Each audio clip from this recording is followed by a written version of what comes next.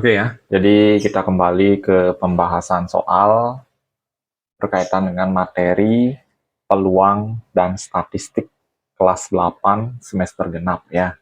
Jadi ini bisa aja berubah tergantung kurikulumnya. Jadi kalau ini itu tepatnya adalah kurikulum 2013.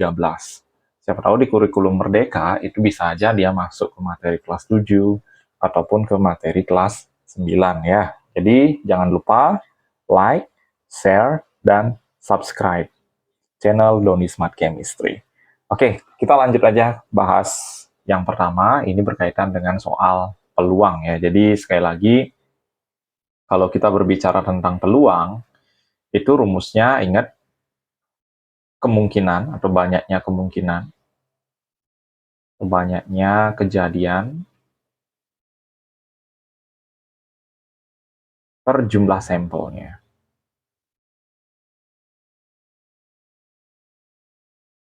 Oke.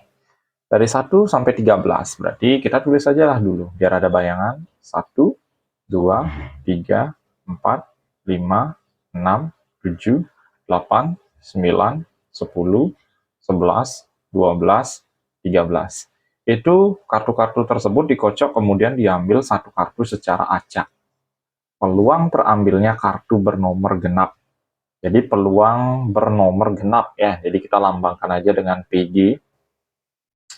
Itu step pertama, udah pasti ya, ada 13 kartu, udah pasti per 13 ya. Jadi kita lihat nomor genapnya ada berapa? 1, 2, 3, 4, 5, 6.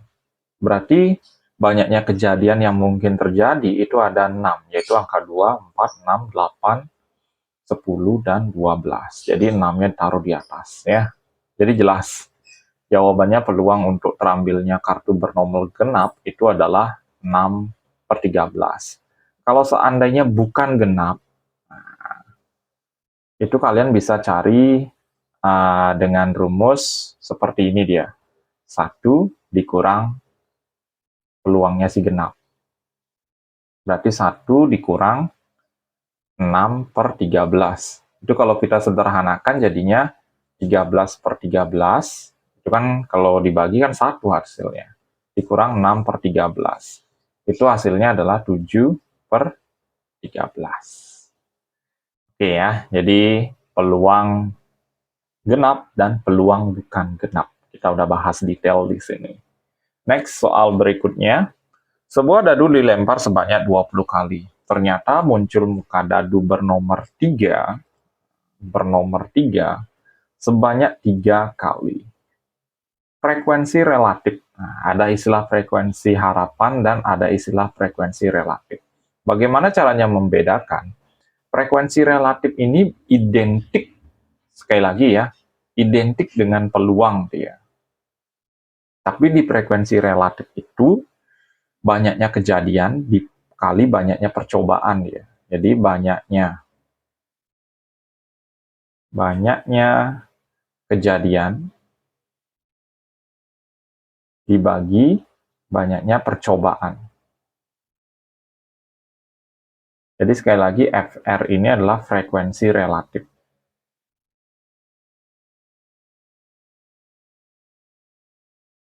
Oke, jadinya banyaknya kejadian, muka dadu bernomor 3 itu sebanyak 3 kali dia.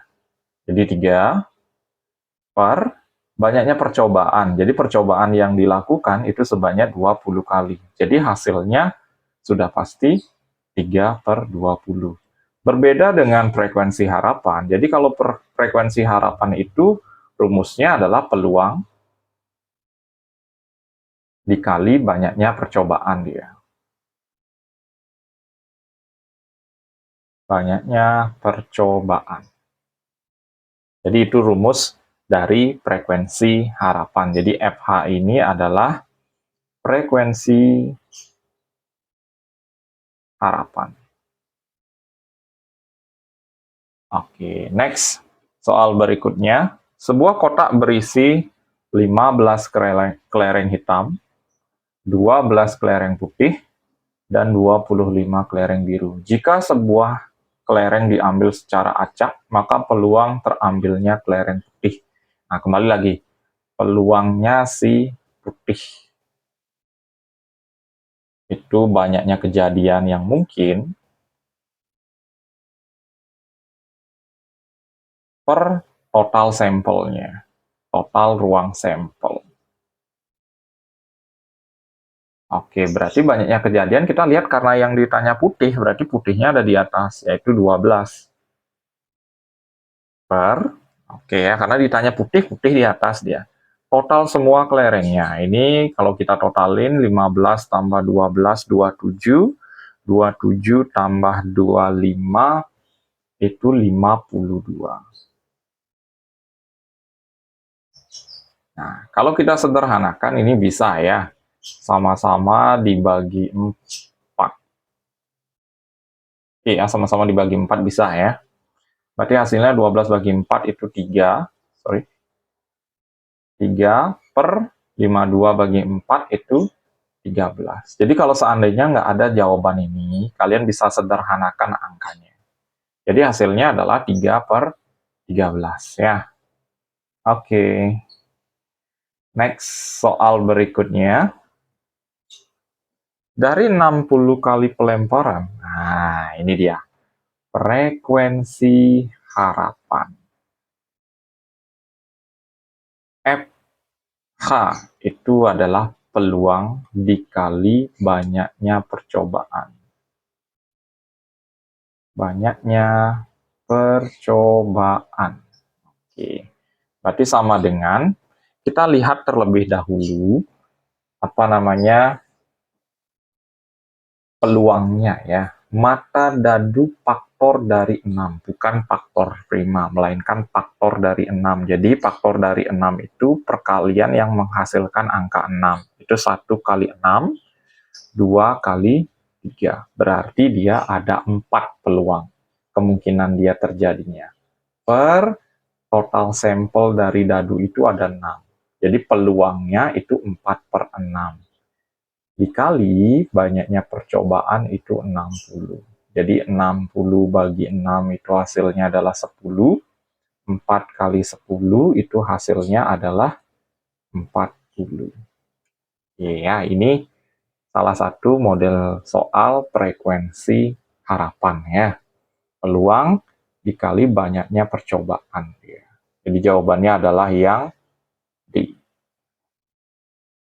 Oke, next soal berikutnya. Sebuah dadu dilempar sekali. Peluang mata dadu, nah ini gampang nih.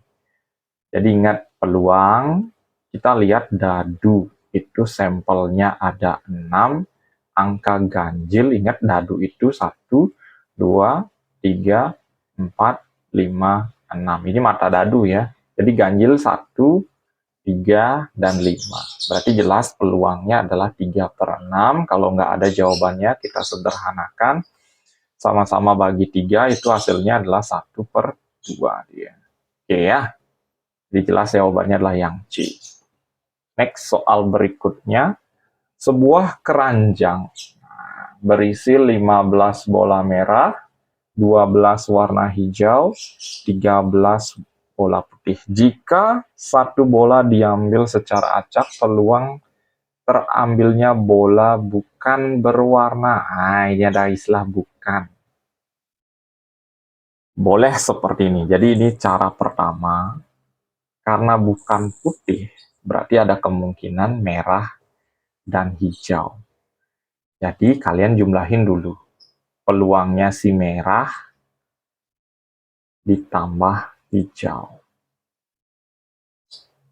Berarti totalnya ada 15 tambah 12 itu 27. Per total sampelnya itu 12 tambah 13 itu 25. 25 tambah 15 itu hasilnya adalah 27 per 40. Jadi ada jawaban.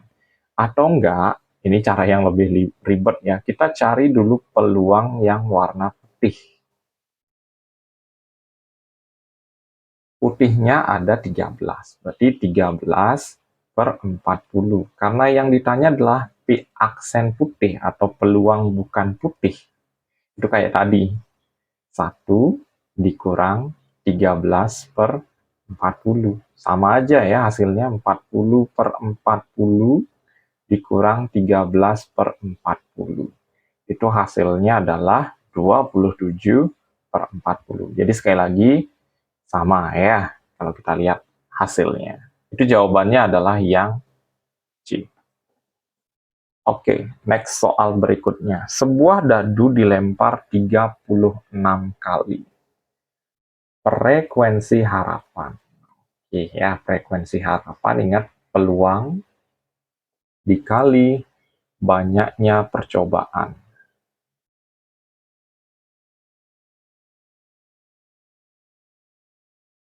Mata dadu bilangan prima 1, 2, 3, 4, 5, 6. Jadi yang mana bilangan prima itu angka 2, angka 3, dan angka 5. Berarti totalnya jumlah kejadiannya yang mungkin itu ada 3, per sampelnya ada 6.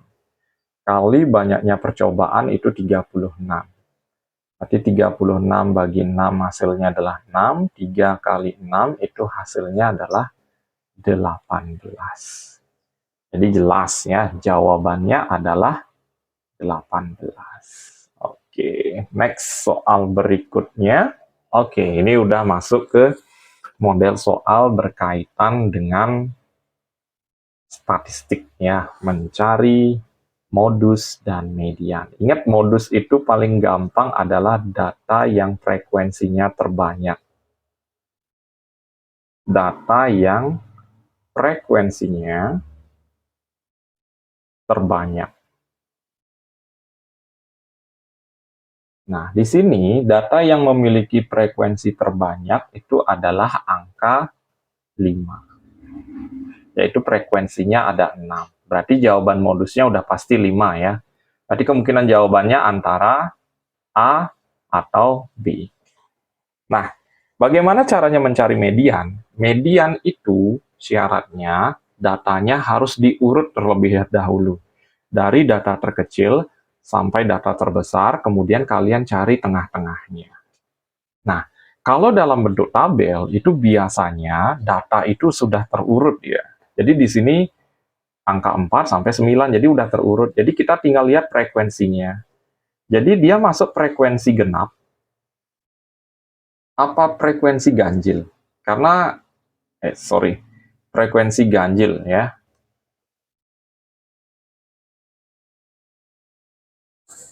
Karena frekuensi genap dan ganjil ini memiliki rumus yang berbeda dia. Oke, kita lihat terlebih dahulu. Kita jumlahin frekuensinya. 2 tambah 6, 8.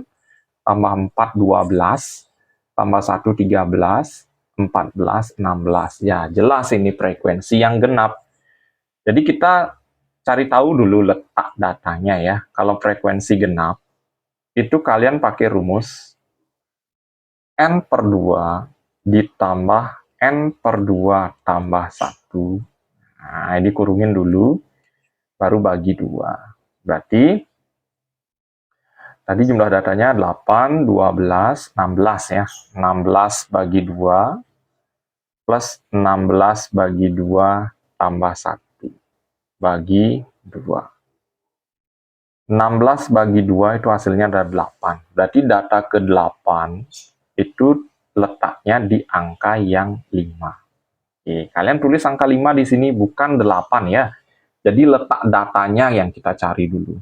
Ditambah, ini sudah pasti 9. Nah, data ke-9 udah masuk ke angka yang 6. Berarti 5 tambah 6 bagi 2. Itu hasilnya adalah 11 bagi 2. Itu hasilnya 5,5. Jadi jawabannya adalah yang B. Oke ya. Jadi itu. Kalau data ganjil gimana rumusnya? Kalau data ganjil ini dia. N tambah 1 bagi 2. Ini juga sama letak datanya dia. Oke, next soal berikutnya. Nilai ulangan matematika suatu kelas tercatat. Modus. Nah, kalau modus itu datanya nggak usah diurut ya. Jadi kalian bisa lihat aja data yang paling sering muncul. Angka 7. Di sini bisa kita lihat 7-nya ada 6. 6-nya ada 1, 2, 3, 4. 9-nya ada 1, 2, Nah, udah pasti ya, data yang paling sering muncul di sini adalah angka 7. Sekali lagi, modus itu adalah data dengan frekuensi terbanyak, atau data yang paling sering muncul.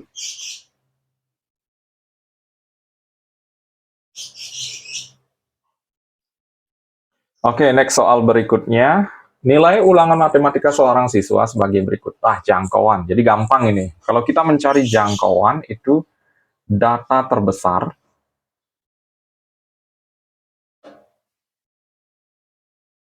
dikurang data terkecil. Jadi di sini terlihat angka berapa yang paling besar ya. 65, 49, 72, 90. Oke, data yang paling tinggi yaitu 90. 90 dikurang, data terkecilnya yaitu angka 49. Oke, tinggal dikurangi aja. 90 kurang 49 itu hasilnya adalah 41. Jadi jawabannya adalah yang A. Oke, gampang ya kalau mencari jangkauan. Oke, next soal berikutnya. Banyak siswa yang nilainya di atas rata-rata. Oke, berarti ini sudah masuk ke soal mencari rata-rata ya. Jadi gimana teknisnya? Oke, karena ditanya di sini banyak siswa yang nilainya di atas rata-rata. Jadi kita harus cari dulu min-nya. Jadi rata-rata ini bahasa lainnya adalah min. Itu kalian jumlahkan semua datanya ini.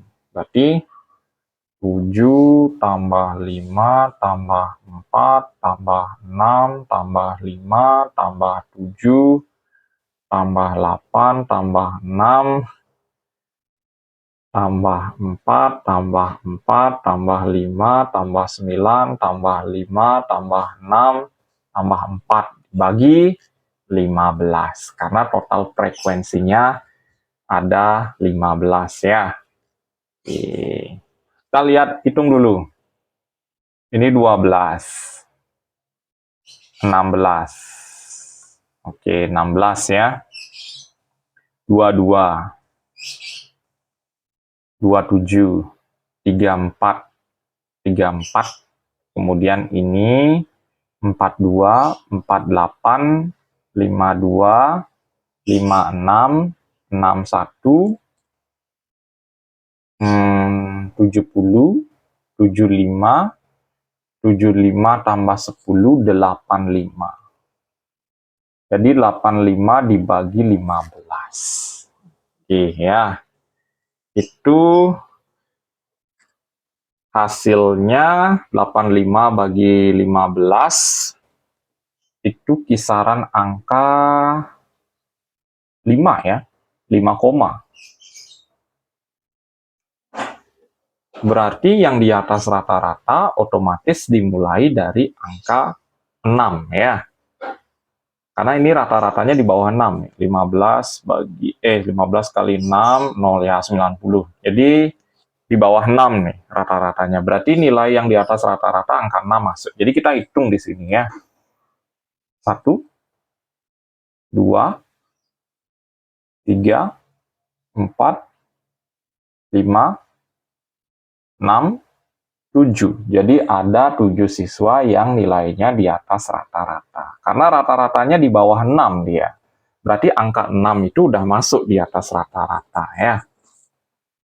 Oke, jadi tadi udah kita mencari modus, median, sama rata-rata. Jadi semua sudah ada contoh soalnya ya. Oke, next soal berikutnya. Diagram lingkaran berikut menunjukkan kegemaran 200 siswa dalam mengikuti kegiatan ekstrakurikuler di suatu sekolah. Banyak siswa yang gemar robotik. Nah, jadi ada dua kemungkinan di sini. Kalau diagram lingkaran itu bisa menggunakan persentase, bisa juga menggunakan derajat. Nah, di sini kita lihat menggunakan persentase ya. Berarti yang gemar robotik, pembaginya udah pasti ya, per 100 karena dia dalam bentuk persentase. Robotik, nah robotik nggak diketahui persentasenya berapa. Jadi kita hitung dulu. 20 tambah 30 ini 50. 12 tambah 13 itu 25. Tambah 10. Berarti totalnya ada 85%. Berarti sisanya lo robotik biar jadi 100% itu tersisa 15%. Berarti jadinya 15 per 100. Nah, itu nama lain dari 15% ya. Jadi 15% ini didapat dari 100% dikurang 85%. Dari mana dapat 85% ini? Jadi 85% ini penjumlahan di luar robotik. Jadi 15 per 100 kali total siswanya. Itu ada 200 siswa. Jadi kita coret aja langsung. 200 bagi 100 hasilnya 2, 2 kali 15 itu hasilnya adalah 30 orang. Ya. Jadi gampang. Hasilnya adalah yang B. Ya, jadi gampang sekali lagi. Next. Oke ya, next kita bahas soal berikutnya. Diketahui nilai matematika dari 10 anak sebagai berikut. Kuartil atas dari data tersebut adalah, jadi mencari kuartil itu sama kayak mencari median ya. Jadi datanya harus diurut terlebih dahulu dari data terkecil ke data yang terbesar. Nah, kalau median itu adalah nilai tengah. Atau median ini sering disebut juga dengan Q2-nya ya, atau kuartil kedua. Di sini ada 3 kuartil, ada kuartil pertama itu kuartil bawah, kuartil kedua itu bisa dibilang median, dan kuartil ketiga itu kuartil atas. Jadi kita urut terlebih dahulu datanya ini dari angka yang terkecil ya. Dia ada angka 50, kemudian 50. Oke, 50-nya ada 2. Kita urut 50, 50. Kemudian 60, 60, 60, 60. 60-nya ada 3, 60, 60, 60. Kemudian 70-nya ada 2, 70, 70, 70, 70. Kemudian 80-nya ada 1, 90-nya ada 2. 81, 90 ada 2. Oke.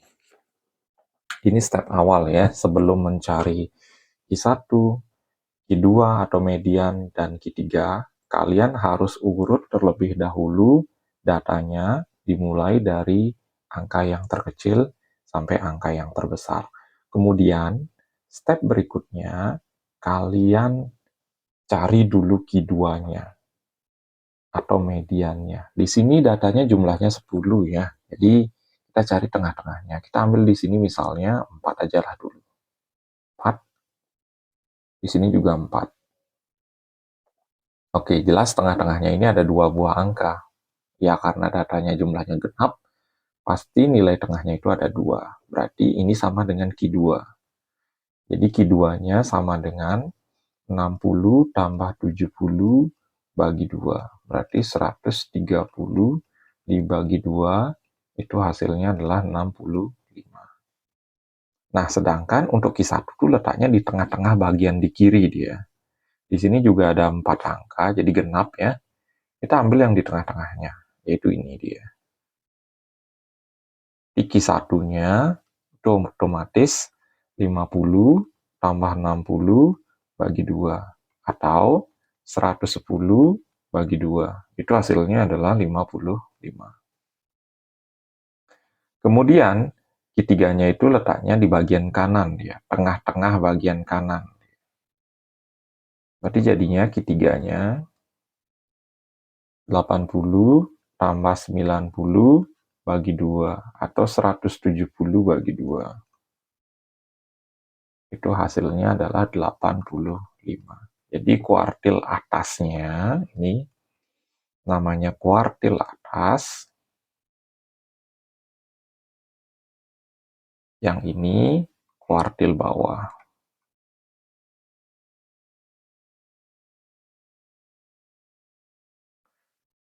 Q2 ini sekali lagi identik dengan pembahasan sebelumnya, yaitu median. Misalnya kalau ditanya jangkauan antar kuartil misalnya. Berarti Q3 dikurang Q1. Jangkauan interkuartil ya.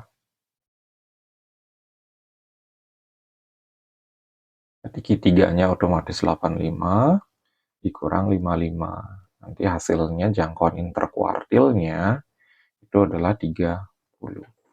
Oke, jadi dari sini kita udah bahas secara detail ya. Jadi Kak udah bahas secara detail bagaimana langkah-langkah untuk mencari Q1, Q2, Q3, dan jangkauan interkuartilnya. Oke ya. Next, soal berikutnya. Nilai kuartil ketiga. Nah, kembali lagi yang ditanya adalah Q3-nya ya. Jadi kita hitung dulu jumlah datanya ada berapa? 2, 4, 6, 8, 10, 12. Oke, ada 12 data. Berarti jumlah datanya genap ya. Kita ulang kembali lagi penjelasan yang tadi.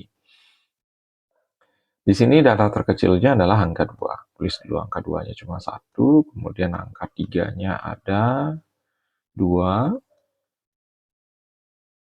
kemudian angka 5 ada 1, angka 6 ada 1, 2, 3, 6-nya ada 3 ya, 6, 6, 6, kemudian 7-nya ada 1, 7 ada 1, 8-nya ada 1 juga, 9-nya ada 2, kemudian angka 10. Pas kan nih 12? 2, 4, 6, 8, 10, 12. Oke. Step pertama kita bagi 2 dulu datanya. Ya, kita cari dulu Q2-nya. 1, 2, 3, 4, 5. Oke, ke sini 5. Sini juga 5. Oke, jelas ya. Q2-nya ada 2 angka. Karena datanya genap dia. 6 tambah 6 bagi 2. Itu hasilnya 12 bagi 2. Itu sama dengan 6. Berarti Q2-nya 6. Ini tengah-tengahnya udah langsung kelihatan ya. Tengah-tengah yang bagian kiri. Berarti ini jelas Q1-nya. Ini juga tengah-tengah bagian kanan yang itu angka 9 ya. Jadi ini Q3-nya. Ingat, jadi kita bagi 3 kalau mencari kuartil secara lengkap datanya, jadi cari bagian yang di tengah-tengah. Jadi biasanya kalau Kak mengarahkan, itu Q2-nya terlebih dahulu dicari, baru Q1, baru masuk ke Q3-nya.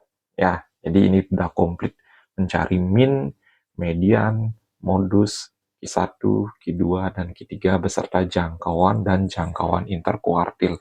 Jadi kalian bisa flashback lagi nontonnya ya untuk mendapatkan materi-materi statistik yang komplit seperti apa.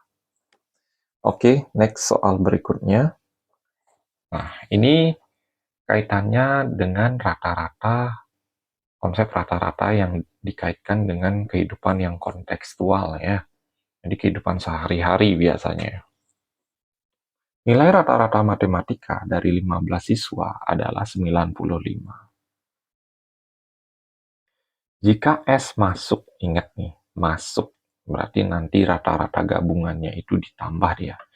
Maka nilai rata-rata yang baru menjadi 94. Berapakah nilai rata-rata si S? Nah, jadi ini dia. Nilai rata-rata baru. Baru ini bisa dikurang ya.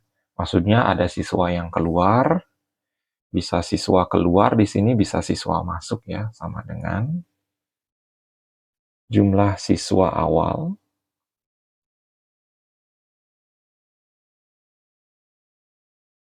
dikali nilai ditambah jumlah siswa yang masuk dikali nilai per total siswa baru. Oke, jadi sederhananya nilai rata-rata yang baru, jumlah siswa awalnya berapa dikali nilainya berapa, ditambah atau dikurang ya. Di sini kita isi kurang juga. Jumlah siswa yang masuk atau keluar nanti dikali nilainya berapa, nilai rata-ratanya, per total siswa yang baru. Jadi total siswa yang baru ini, total siswa yang sesudah masuk atau sesudah keluar. Jadi kalau ada siswa yang masuk, kita tambahkan. Kalau ada siswa yang keluar, itu kita kurangi. Jadi di soal ini, itu jelas siswanya masuk. Berarti nanti kita tambahkan. Ya. Oke, jadi yang ditanya adalah nilai rata-ratanya si siswa yang masuk ini. Nilai rata-rata yang baru adalah 94. Kita tulis 94 sama dengan jumlah siswa awalnya, itu ada 15 siswa, nilainya adalah 95 rata-ratanya, masuklah seorang siswa. Jadi satu siswa yang masuk dengan nilai yang kita tidak ketahui. Berarti total siswanya otomatis menjadi 16. Oke. Jadi cermati terlebih dahulu. Kenapa ditambah? Itu karena ada siswa yang masuk ke kelas itu. Jadi kita nggak tahu nih, siswa yang masuk ini memiliki nilai berapa. Ya, jadi gimana teknisnya menghitung? Oke, step pertama ini kalian kalikan dulu ke atas. Jadi jadinya 94 kali 16 sama dengan 15 kali 95 tambah X. 94 kali 16 itu 1504. Ini bawa ke sini. Jadi kurang dia. Jadi 15 kali 95 itu hasilnya adalah 1425 sama dengan X. Jadi dikurang 1504 itu hasilnya adalah nilai si X ini 79. Oke, jawabannya adalah yang B. Jadi gitu teknisnya untuk mencari rata-rata gabungan atau rata-rata yang baru jika ada siswa yang masuk atau siswa nanti yang keluar ya. Jadi di contoh soal ini ada siswa yang masuk. Oke, next soal berikutnya. Nilai rata-rata ujian 25 murid 83. Kemudian digabung dengan 15 murid yang lain yang memiliki nilai rata-rata 75 pada ujian susulan. Nilai rata-rata yang baru yang ditanya. Ini gampang ya. Jadi rata-rata yang baru atau nilai rata-rata yang baru itu sama dengan jumlah siswa awal. Jadi ada 25 dengan rata-rata 83 karena digabung itu ditambah jumlah siswanya ada 15 dikali nilai siswanya adalah 75 per total siswa yang baru adalah 25 ditambah 15. Jadi gampang nih. Tidak. Yang ditanyakan adalah nilai rata-rata yang baru. Oke, kita kalikan dulu. 25 kali 83. Itu hasilnya adalah 2075 ditambah 15 dikali 75. Itu hasilnya adalah 1125 per 40. Jadi kita jumlahkan terlebih dahulu. 3200 per 40. Iya. Jadi ini kita coret. 320 bagi 4 berarti nilai rata-rata yang baru sama dengan adalah nih ya. 320 bagi 4. Itu hasilnya otomatis 80.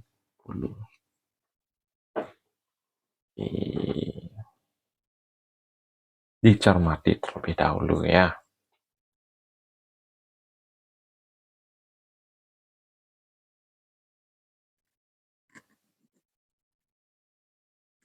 Oke, next soal berikutnya. Diketahui nilai ujian fisika rata-rata gabungan dari laki-laki dan perempuan kelas A sebesar 82,5. Oke, ini rata-rata gabungannya. Tadi sudah diketahui rata-rata gabungannya adalah 82,5. Sama dengan jika diketahui rata-rata murid laki-laki 79,5 sebesar dengan banyak murid laki-laki 24. Oke, berarti nilainya si laki-laki itu 79,5 dengan total siswanya yaitu 24. Tambah karena digabung ini. Nah, yang ditanya adalah nilai ujian fisika perempuannya. Kita nggak tahu nilainya berapa. Kali jumlah siswa perempuannya adalah 12. Ini karena digabung, otomatis di sini 12 ditambah 24. Iya. Nah, ingat angka yang di bawah ini, kalau dinaikkan ke atas, itu jadi perkalian dia. Jadinya 82,5 dikali 36 ya. Jadi kita tulis saja dulu. 82,5 dikali 36. Angka yang dibawa ke yang ini dibawa ke sini dia. Jadinya otomatis dikurang. Jadi kita isi aja dulu kurang. 79,5 dikali 24 sama dengan 12x. Oke, kita kaliin terlebih dahulu. 82,5 dikali 36. Itu hasilnya adalah 2970. Dikurang 79,5 kali 24. 1908 sama dengan 12x. 2970 dikurang 1908. Itu hasilnya adalah 1062 sama dengan 12x. Berarti x-nya otomatis hasilnya adalah 1062 dibagi 12. Oke ya, 1062 dibagi 12. Hasilnya adalah 88,5. Oke, jadi kenapa ditambah? Karena digabung. Nanti sekali lagi kalau ada tipe soal ada siswa yang keluar, itu otomatis dikurangi dia. Iya. Oke, sekian pembahasan soal matematika terkait dengan materi statistik dan peluang.